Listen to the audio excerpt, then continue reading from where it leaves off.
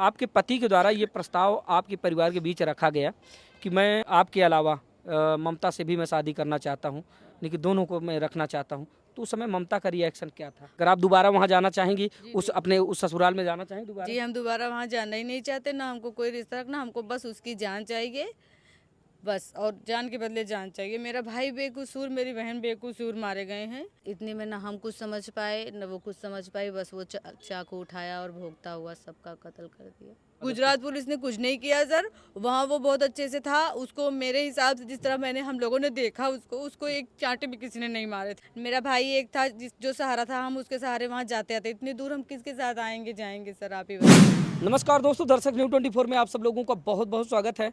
अभी इस वक्त हमारी मौजूदगी प्रयागराज के सुराव थाना क्षेत्र के अंतर्गत आने वाले बढ़ैया गांव में है, जहां से एक दिल दहला देने वाली घटना निकलकर सामने आई है। दोस्तों बताते चले कि बीते दिनों 4 अक्टूबर की बात है, जब बढ़ैया गांव का एक परिवार सूरत में रह रही अपनी बेटी के यहाँ बधाव लेकर जाता है। बधाव आप लोग समझते होंगे, आमतौर पर जब अपनी बेटी की कोई संतान होती है तो खुशी में जो मायके वाले होते हैं वो बधाव लेकर जाते हैं। तो बढ़ैया गांव से चलकर सूरत एक परिवार अपनी बेटी के यहाँ बधाव लेकर पहुँचता है, लेकिन तब तक खुशी का माहौल था और उस परिवार को बिल्कुल भी पता नहीं था कि अगले कुछ ही दिनों में ये जो खुशी है ये मातम में बदल जाएगी। दरअसल जिस रिश्तेदारी में वो बधाव लेकर गए थे, सब कुछ ठीक ठाक चल रहा था, खुशी का माहौल था। सारे रिश्तेदार एक दूसरे से बैठकर बातचीत कर रहे होते हैं और एक दूसरे का सुख दुख बांट रहे होते हैं। ऐसे में बीते दिनों 8 अक्टूबर की बात है, जब एक ऐसी वारदात को अंजाम दिया जाता है जिसको सुनकर रूह कांप जाती है। दरअसल जो परिवार अपनी बेटी के यहाँ बधाव लेकर गया था, वो दामाद ही अपनी साली और अपने साले का जो है चाकू मारकर कत्ल कर देता है। पूरा जो मामला है वो प्रेम प्रसंग का है। दरअसल बताया ये जा रहा है कि दामाद के द्वारा अपने साले से कहा यह जाता है कि जो मेरी शादी हुई है, जो मेरी पत्नी है, उसके अलावा जो तुम्हारी एक और छोटी बहन है उससे भी मैं शादी करना चाहता हूँ। इस पर साला विरोध करता है और विरोध के एवज में उसको सजाए मौत मिलती है। क्या कुछ है पूरा मामला। इस समय उसी आरोपी की जो है पत्नी इस समय हमारे साथ हैं, उनसे पूरा वाकया जानने और समझने का प्रयास करेंगे कि आए दिन समाज में इस तरह की तमाम घटनाएं ऐसी ऐसी उभर कर सामने आ रही हैं जो सीधा का सीधा दिल को झकझोर कर रख दे रही हैं। इसके बावजूद लोग बाग सुधरने का नाम नहीं ले रहे हैं। मृतिका जो ममता है, बताया जा रहा है कि वो साली थी और उसका जो जीजा था उससे उनके जो है कुछ संबंध थे। अब संबंध क्या थे, प्रेम प्रसंग बताया जा रहा है, लेकिन उनकी बहन से हम जानेंगे कि दरअसल पूरी सच्चाई क्या है और इस वारदात को कब और कैसे अंजाम दिया गया था। क्या नाम हुआ आपका? वर्षा। वर्षा। गांव कौन सा है आपका? बढ़ैया गाँव। बढ़ैया मायका है आपका? मायका। शादी आपकी कहाँ हुई थी? हड़िया बरौद सिद्धवार गाँव। हड़िया बरौद सिद्धवार सिद्धवार गाँव। गाँव। अच्छा, कब शादी हुई थी आपकी? 2017 में। 2017 में। लगभग 8 साल पहले। कितने बच्चे हैं? 3 बच्चे हैं, एक बच्चा 6 साल का है और एक अभी 1 महीने पहले जुड़वा डिलीवरी हुई। पति का नाम क्या है? संदीप गौड़। संदीप गौड़। क्या कुछ है ये पूरा मामला? आपके परिवार वाले 4 अक्टूबर को गए थे बधाव लेकर सूरत में, तो सूरत में आप लोग रह रहे थे, क्या कुछ? सूरत में हम लोग रहते 4 अक्टूबर को मम्मी, मेरी बहन, मेरा भाई, ये लोग वहाँ पहुँचे। सब अच्छे से बात हुआ, सब अच्छे से बैठे, सब अच्छा चल रहा था। हम लोग को किसी चीज़ का कोई आभास नहीं था कि हमारे साथ ऐसा भी कुछ होगा। लेकिन फिर 8 तारीख को सब सामने बैठे, बोले कि हमको बात करनी है आप लोगों से। तो सब सामने बैठे कि भाई बात होगा। हम लोग को इतना नहीं पता था कि इतना बड़ा हादसा हो जाएगा। तो इसने अपने शादी का प्रस्ताव रखा कि मैं ममता से शादी करना चाहता हूँ। आपके पति ने? हाँ, मेरे पति। किससे प्रस्ताव रखा? ममता, मम्मी, सबके सामने रखा। सबके सामने? पूरी परिवार के सामने उसने प्रस्ताव रखा? पूरे परिवार इतनी हिम्मत? पूरे परिवार के सामने उसने प्रस्ताव रखा। और फिर उसके बाद क्या कहा उसने प्रस्ताव में? उसने बोला कि मैं इसको मतलब रखना चाहता हूँ। आपकी छोटी वाली को। हाँ। तो मेरे मम्मी पापा, मतलब मेरे मम्मी और भाई, हम लोग बोली पाते, तब तक छोटी वाली ने बोला नहीं, मुझे ये सब नहीं करना है। आपकी बहन ने कहा? मेरी छोटी वाली ने, कि ये सब तो बहुत गलत है, ऐसा नहीं करना है। तो बस इतने में ना हम कुछ समझ पाए न वो कुछ समझ पाई, बस वो चाकू उठाया और भोगता हुआ सबका कत्ल कर दिया। मम्मी को भी पता बताया जा चोटें आई हैं? मम्मी को भी बहुत चोटें आई हैं, बहुत। आपके भाई को भी मार दिया? भाई को तुरंत ही मर गया मेरा। भाई आपके गवर्नमेंट एम्प्लॉय जॉब थे, वो फॉरेंसिक विभाग में स्टेनो था। क्या नाम था उनका? निश्चय कुमार। निश्चय कुमार गौड़ जी। कुल मिला के उसने 3 लोगों को कत्ल करने का प्रयास किया, लेकिन 2 लोग जो है खत्म हो मारे गए। गए। मम्मी थोड़ा घायल हुई हैं, अभी थोड़ा ठीक हैं। जिस समय आपके पति के द्वारा ये प्रस्ताव आपके परिवार के बीच रखा गया कि मैं आपके अलावा ममता से भी मैं शादी करना चाहता हूँ, लेकिन दोनों को मैं रखना चाहता हूँ, तो उस समय ममता का रिएक्शन क्या था? ममता ने साफ साफ मना कर दिया कि ये सही नहीं है, ये गलत है, और मैं काफ़ी टाइम से इसको ये चीज़ बोलती आई हूँ। बस वो इतना ही बोल पाई थी, इसके अलावा कुछ भी नहीं बोल पाई थी। ये बंदा चाकू खोस के बैठा था, हम लोग को ये भी नहीं पता, और बस वो भौंकना स्टार्ट कर दिया। आपकी बहन ममता और आपके पति के बारे में जो प्रेम संबंध चल रहा था, तो इनके संबंधों के बारे में पहले से आपको पता था? ऐसा कुछ भी नहीं पता था, बस थोड़ा थोड़ा मतलब वो था कि हाँ शायद इन लोग का है, बाकी पता होता तो कुछ क्लियर तो पता नहीं करते। था। क्लियर पता नहीं था। तो क्या ये दोनों संबंधों में थे? थे। हाँ। फिर उसके बाद जब बहन को समझ में आया कि शायद ये सब गलत है, तो उसने सब ख़त्म कर दिया था। इसके बाद ये बहुत उसको टॉर्चर करता था कि ऐसा नहीं करोगी तो मैं ऐसा करूँगा, वैसा करूँगा, मार दूंगा सबको, ये सब। तो आपकी पत्नी और आपकी छोटी बहन ये संपर्क में कैसे आए? इतना ज़्यादा लगाव इनसे कैसे हुआ और कैसे ये दोनों साथ साथ रहने लगे ज़्यादातर? ये सब मुझे कुछ नहीं पता सर, मैं नहीं जानती ये लोग कैसे आए, क्या था, कुछ नहीं। ये सब मतलब हमारे कि सामने बहुत बाद में आया, भाई जब इसने प्रस्ताव रखा शादी का, तब हमको पता चला। उससे पहले हम कुछ नहीं जानते थे। दरअसल हम ये जानना चाहते हैं कि इस समय हम प्रयागराज के जो है सोराव थाना क्षेत्र के बढ़ैया गांव मौजूद हैं। जाहिर सी बात है ये ममता का घर है, हाँ। आपका घर है, आपका मायका मेरा है, मायका। लेकिन आपके पति तो सूरत में रहते थे। हाँ। तो ममता के संपर्क में मान लीजिए ये कैसे इतने नज़दीक आ गए? क्योंकि आमतौर पर रिश्तेदारों से बातचीत फ़ोन में होती है, हाय हेलो, या जो भी सुख दुख होता है फ़ोन में हो जाता है, बातचीत हो जाती है। या फिर अगर इनका फ़ोन में ही प्रेम जो है परवान चढ़ा, तो उसके बाद सूरत में वो रहते थे, तो ये ममता तो यहाँ रहती थी, तो कैसे इन दोनों को मिलना जुलना होता था? क्या ममता वहाँ रहती थी? नहीं, वो कुछ टाइम के लिए वहाँ गई थी, जॉब भी उसने किया था। हाँ। उसके बाद वो यहाँ रहने लगी थी, मम्मी की तबीयत खराब हुई, उसके बाद वो यहाँ रहने लगी थी। अच्छा। हाँ। ममता ममता।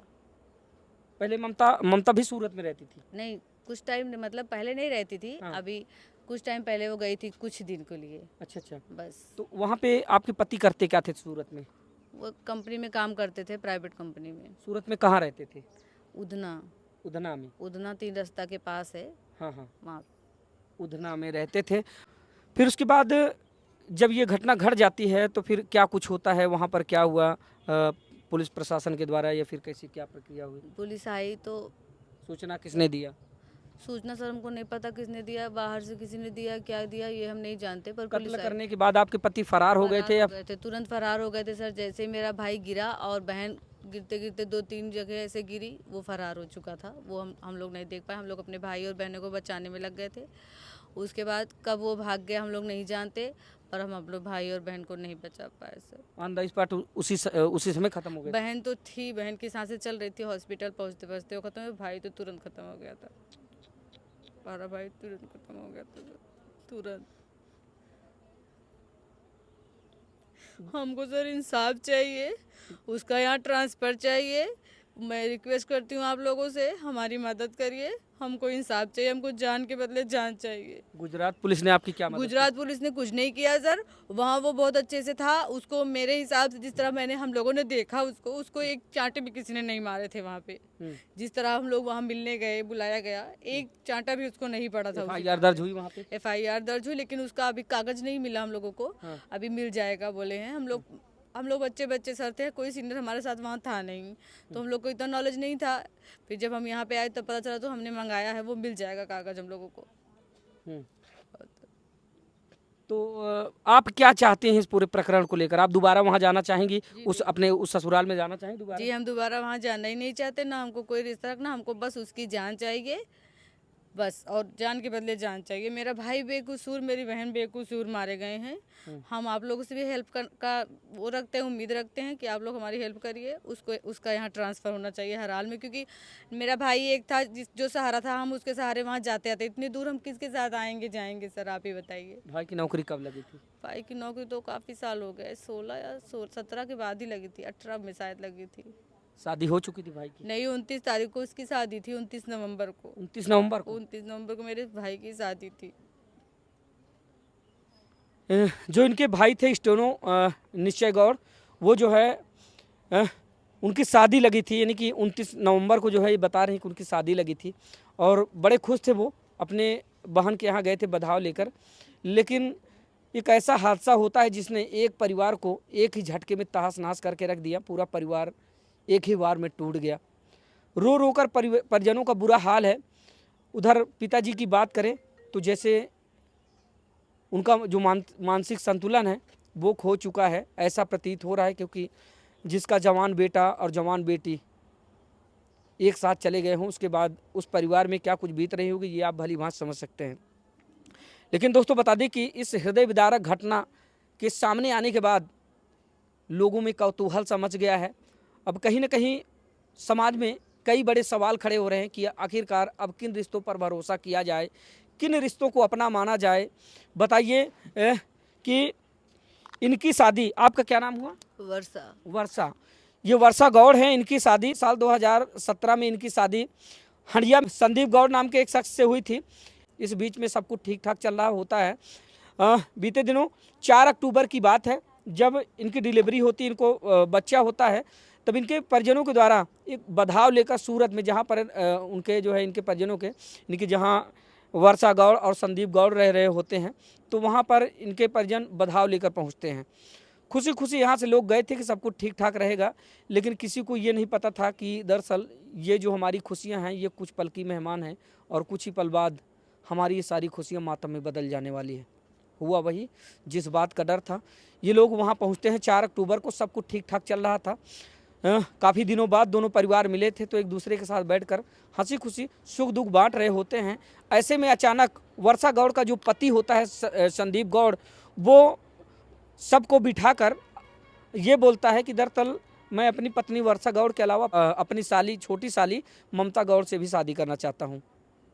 इस बात पर वर्षा गौड़ के परिजनों के द्वारा आपत्ति जताई जाती है। वो लोग कहते हैं कि हमने पहले आपको एक बेटी दे रखी है, तो आप ऐसा क्यों कर रहे हैं? मेरी बड़ी बेटी की ज़िंदगी खराब हो जाएगी। इस पर अपनी प्रतिक्रिया जताते हुए जो मृतिका ममता गौड़ होती हैं वो विरोध करती हैं। देखिए जीजा, हमारी बड़ी दीदी आपके साथ हैं, तो मैं आपके साथ नहीं रहूँगी, और वो शादी करने से सीधा इनकार कर देती हैं।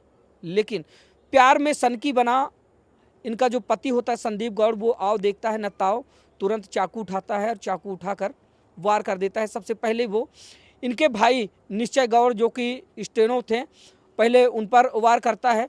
जब वो मरणासन अवस्था में गिर पड़ते हैं, उसके बाद जिस ममता गौड़ से प्यार कर रहा होता है उस पर वार करता है, वो भी वहीं पर धराशायी हो जाती है। इसके बाद अपने बच्चों को इस हाल में देखकर माँ रोती बिलखती उधर भगती है, तो अपनी सास पर भी वो वार कर देता है और सास भी बुरी तरह से घायल हो जाती हैं। और देखते ही देखते माँ अपने दोनों बच्चों को मरते हुए अपने नज़रों के सामने देखती है। बहन इधर रो रो कर घर में इधर उधर भाग रही थी, कोई हमारी मदद तो करो, कोई बचाओ। जब गुजरात पुलिस आरोपी को गिरफ्तार कर और इनको अगले दिन बुलाती हैं, लेकिन जब पीड़ित परिवार को ऐसा लगता है कि गुजरात पुलिस हमें इंसाफ नहीं देगी, तब ये आकर यहाँ पर अपनी इस बात को रखते हैं। फिलहाल अभी इसमें क्या कुछ पूरी कार्रवाई हुई है आइए इनसे जान लेते हैं। अभी इसमें क्या कुछ कार्रवाई हुई, मामला गुजरात में जो है घटता है, तो यहाँ मान लीजिए उत्तर प्रदेश में प्रयागराज आपका जिला है, थाना सुराव लगता है, तो यहाँ पर प्रयागराज प्रशासन के द्वारा क्या कुछ इसमें कार्रवाई या आश्वासन दिया गया आप लोगों को? अभी तो हमको यहाँ से कुछ नहीं दिया गया है। बस हमको ट्रांसफ़र चाहिए उसका यहाँ पे, क्योंकि हम किसके साथ जाएंगे, हमारा कोई सहारा नहीं है कि हमको कोई लेके जाएगा। वहाँ कोई गार्जियन नहीं। हमारे पापा को तो आपने देखा ही सर, वो एकदम, उनकी मानसिकता एकदम ख़राब हो चुकी है। अब हम 2 बहनें बच्चे हैं, भाई हमारा चला ही गया, तो हम किसके साथ जाएंगे आएंगे। इसलिए हमको इंसाफ चाहिए, हमको उसका ट्रांसफ़र यहाँ चाहिए। अच्छा, सूरत में आपके पति के अलावा और कौन कौन रहते थे? पति रहता था, देवर, मेरी मम्मी, मतलब मेरी सास, मेरे ससुर, सब रहते थे वहीं? मतलब मेरी बहन ही मेरी देवरानी है। अच्छा, साथ में ही रहते थे हम। ये आपकी देवरानी है? देवरानी भी है और बहन भी है। अच्छा अच्छा, हाँ, आपकी सगी बहन है? सगी बहन। अच्छा, 2 बहनों की शादी एक घर में हुई थी? हाँ, 2 बहनों के साथ ही। इनकी छोटी बहन है, आइए इनसे थोड़ा सा बातचीत करते हैं। और ये इनकी जो है बड़ी बहन है वर्षा गौड़। वर्षा गौड़ के साथ जो घटना हुई है, अब ये छुपी हुई नहीं है, सोशल मीडिया सहित तमाम बड़े बड़े न्यूज़ नेटवर्कों पर जो है घूम रही है। कहीं ना कहीं लोगों की संवेदना इस परिवार से जुड़ रही है। लोग बाग ये सोच रहे हैं कैसे इस परिवार को न्याय मिलेगा। बहन जी आ गया है। क्या नाम हुआ आपका? प्रभा। प्रभा गौड़। तो आप इनकी सगी बहन हैं? इनसे छोटी हैं? इनसे छोटे हैं। तो जिस समय ये घटना घटती है तो क्या आप भी सूरत में मौजूद थी? हाँ। क्या हुआ था वो ये पूरा मामला जो आपने खुद अपनी नज़रों से देखा हो? वो इस समय शादी की बात रखे थे, हम लोग सब लोग बैठे थे। हाँ। शादी की बात रखे थे, थोड़ा चक्कर आ रहा है मुझे। ठीक है, ठीक बोलिए। शादी की बात रख रहे थे, सब लोग बैठे हुए थे घर में। अचानक से उठे, बस उसका कहना, मेरी बहन, छोटी बहन जो थी, उसका कहना ममता। था, हाँ ममता का कहना था हम शादी नहीं करें, और इनका कहना था कि हम शादी करेंगे तुम्हीं से।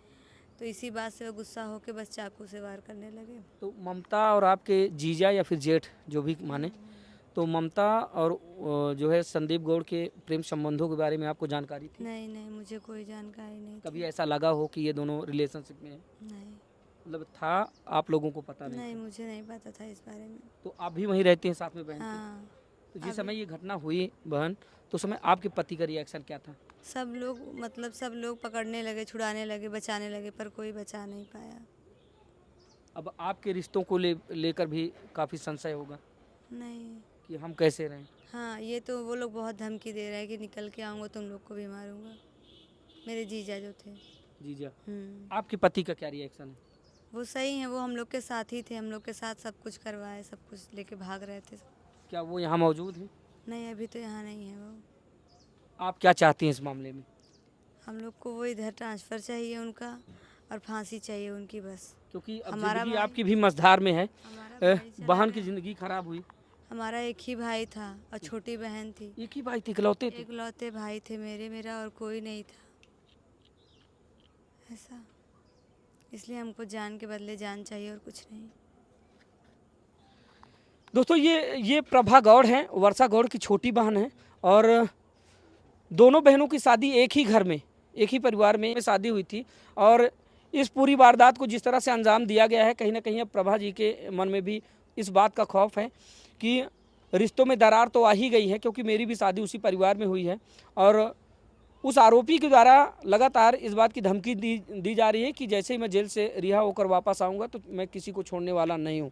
इसमें प्रभा भी डरी सहमी है। दरअसल इस पीड़ित परिवार का कहना ये है कि जिस तरह से इस घटना को अंजाम दिया गया है, भले ही ये घटना सूरत में घटी है, लेकिन हमारे इस मामले को वहाँ से ट्रांसफ़र कर उत्तर प्रदेश पुलिस प्रशासन के हवाले किया जाए, क्योंकि हम इसमें उचित कानूनी कार्रवाई चाहते हैं। जिस तरह से इस बड़ी वारदात को अंजाम दिया है, तो कहीं ना कहीं उसको प्रशासन उचित कानूनी सज़ा दें, जो कि समाज में एक नाज़ीर बन जाए। दोबारा कोई भी आरोपी ऐसी घटना को करने से पहले 100 बार सोचे। और इस समय ये पीड़ित परिवार पूरी तरह से टूट चुका है। बता दें कि जिस घर में एक साथ दो जवान लोगों का कत्ल कर दिया गया हो, तो आप समझ सकते हैं कि उस परिवार पर इस समय क्या बीत रही होगी। फिलहाल दोस्तों, इस पूरी घटनाक्रम को सुनने और जानने के बाद आप लोगों की प्रतिक्रिया क्या है, अपनी राय कमेंट के रूप में ज़रूर साझा कीजिएगा। तो मिलते हैं फिर से किसी नई खबर के साथ, तब तक के लिए नमस्कार।